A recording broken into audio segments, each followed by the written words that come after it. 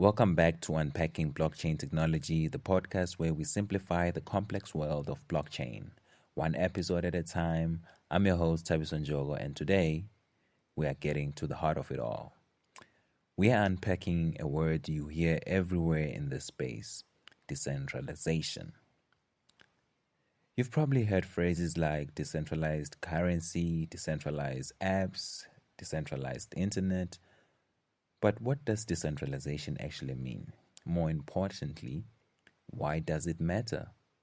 Here's the truth.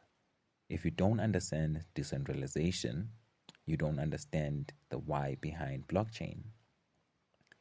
At its core, decentralization means that control and decision making are distributed, not held by a single entity. In a centralized system, think your bank, your government, or a corporation, there's one authority at the top. In a decentralized system, think Bitcoin or Ethereum, no one person or company controls the network. Instead, power is spread across many participants. It's like moving from a pyramid to a web. Let's talk money. If you have a bank account and the bank holds your funds, they can freeze it, block it, limit access. That's centralized. But if you own Bitcoin in a non-custodial wallet, you hold the keys. No one can block you, freeze your funds, or reverse a transaction. That's decentralization in action. It's not about being anti-bank or anti-government. It's about giving you more control. Here's why decentralization matters. Number 1, censorship resistance. No one can stop you from using the network, not a government, company, or third party. Number 2, trustless systems.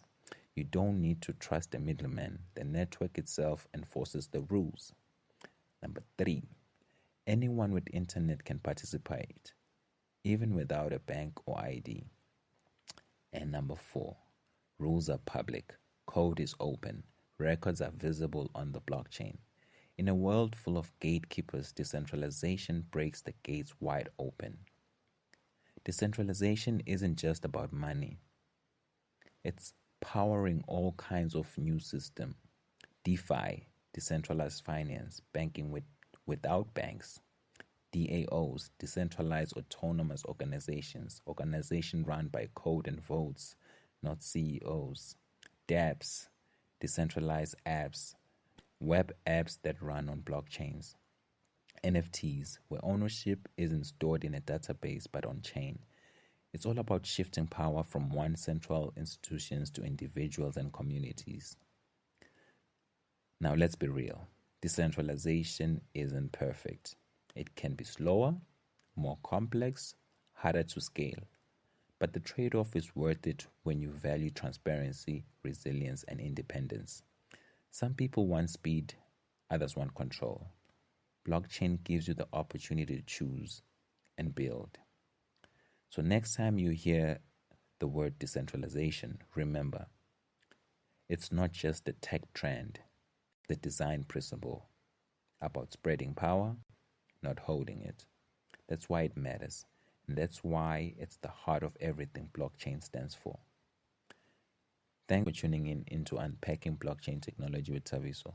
If you found this episode helpful, share it with a friend, hit subscribe, and leave a quick review. It helps more people discover the podcast. And if you've got questions or topics you want me to unpack, DM me on socials or send a voice message. Next episode, we'll be explaining smart contracts, what they are, how they work, and why they might just replace lawyers. See you on the next one.